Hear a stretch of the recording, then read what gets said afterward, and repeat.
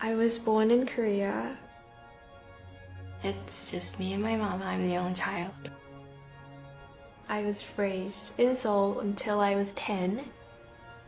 I went to Australia and New Zealand to travel with my mom, and by the time we got to New Zealand, it was so nice and peaceful. She asked me, how do you She was 10 years old, living alone in Auckland, New Zealand, no parents nearby, no classmates who spoke her language, and no idea that in 6 years she'd be standing in front of YG Entertainment's CEO, so nervous she could barely say her own name. That's where the real Jennie Kim story begins. Not on a stage, not in Seoul, in a school in New Zealand, thousands of miles from home, learning how to exist in a world that wasn't built for her. And that exact experience, years of surviving alone, is precisely what turned a shy, nearly invisible teenager into the most influential solo act K-pop has ever produced. Most people know Jennie as the human Chanel, the BLACKPINK member with the fashion deals, the Cannes appearances, the effortless cool that made a generation of fans want to move exactly the way she moves. And if you've been paying attention to the last 2 years, you know the Mantra era, the Ruby album, the Columbia Records deal. You've seen her at the Met Gala. You know she's on Time's 100 Most Influential People of 2026. But here's what almost nobody talks about: how close she came to never getting here at all. Not because of talent. She had that from day one. But because of a geography problem, a Florida plan her mother had drawn up for her, and 6 years inside the most brutal evaluation system in the entertainment industry. The Jennie, who stands at the top of K-pop's solo mountain, didn't get there because it was easy. She got there because she already knew how to be alone. Let's go back to 2004. Jennie Kim is 8 years old in Seoul. Her mother, a director and shareholder at CJ&M, decides her daughter should grow up in a bigger world. So she does something unusual. She moves Jennie to Auckland, New Zealand.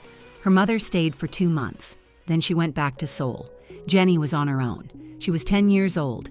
She learned English from scratch, picked up basic Japanese alongside it, and spent 5 years at ACG Parnell College, navigating a world that didn't know who she was and didn't need to. Think about what that builds in a person. Not just language skills, the entire architecture of self-reliance. By the time she was 14, she'd already done something most adults never have to do: figure out who she was with no one watching. Then her mother had another plan. Florida. Move to the United States, study for a stable career. Law, teaching, something with a clear trajectory. Jennie said no. Her exact words: "I don't want to live by myself in Florida, not knowing what I want to do." She moved back to Seoul in 2010. She was 14. Within weeks, she walked into YG Entertainment for an audition. Here's the detail that always gets skipped in the highlight reels. She was so shy she could barely introduce herself. Not stage fright, genuine, floor-staring, barely speaking her own name shy. She sang Rihanna's "Take a Bow." And within a month, YG's CEO called her directly. She was in. Here is where the story gets uncomfortable. Jennie trained at YG for 6 years before she debuted. 6.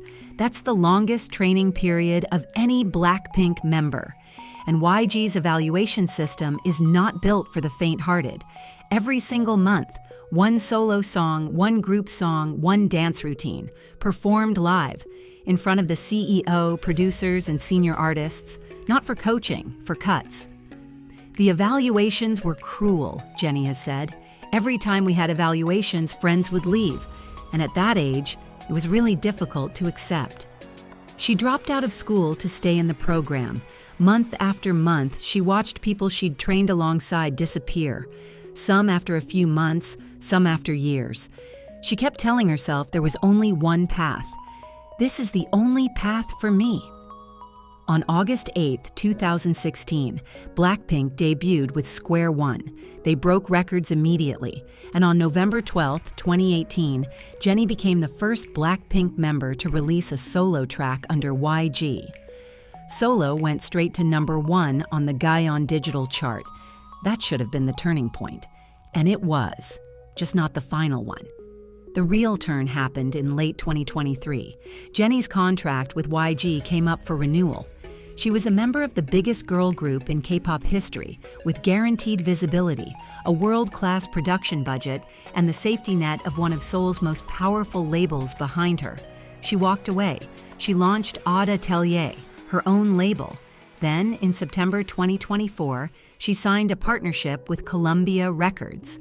On October 11, 2024, she released Mantra, her first solo release under OA with no YG infrastructure behind it. Mantra peaked at number 2 on Billboard Global XQLL, US, and number 3 on the Billboard Global 200. The message was unmistakable. She didn't need the safety net. Here's what makes Jennie genuinely different from almost every other K-pop star of her generation. The obsession isn't just directed at her, it comes from her.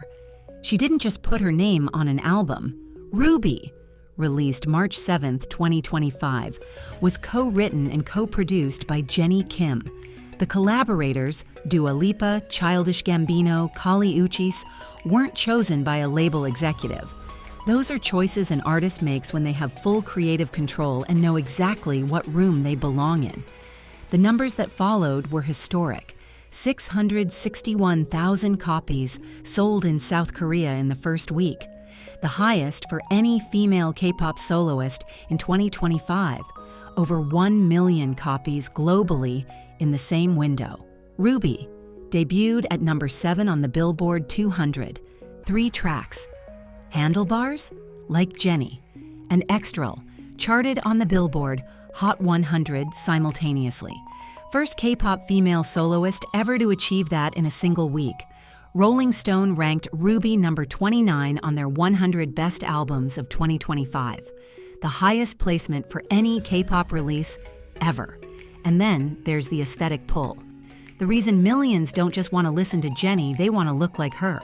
Since the Mantra era, her style has shifted from BLACKPINK idol to something closer to a creative director dressing herself. Soft tailoring, elevated basics, that specific luxury meets ease that's hard to name, but impossible to miss. If you're trying to get that look, Revolve carries pieces that hit exactly that note. The oversized blazers, the quiet luxury basics, the kind of stuff that works whether you're in a shoot or just walking around Seoul on a Tuesday. Links in the description. Affiliate Revolve. At the 40th Golden Disc Awards in January 2026, she won 4 awards, including the inaugural Artist of the Year prize. Time magazine named her one of the 100 most influential people of 2026, the only K-pop artist on the entire list. The obsession makes sense when you look at the full arc. She was the shy trainee who couldn't introduce herself. She spent 6 years being evaluated every single month. She gave up her teens to build this. When people become obsessed with Jennie Kim, they're not just responding to the look or the sound. They're responding to the weight of what it took to get here. Here's the debate I want to leave you with, because I know this comment section is going to split on this. When we look back at Jennie Kim's legacy, when this era is fully written, is she the artist who made BLACKPINK what it was? Or is she the artist who only became fully herself the moment she walked out the door? Because those are 2 different answers, and they lead to 2 very different legacies. BLACKPINK Jennie or Solo Jennie, drop it below. I want to see where this goes. If you made it this far, subscribe. We drop stories like this every week. Follow at Stardom on Instagram and TikTok. See you in the next one.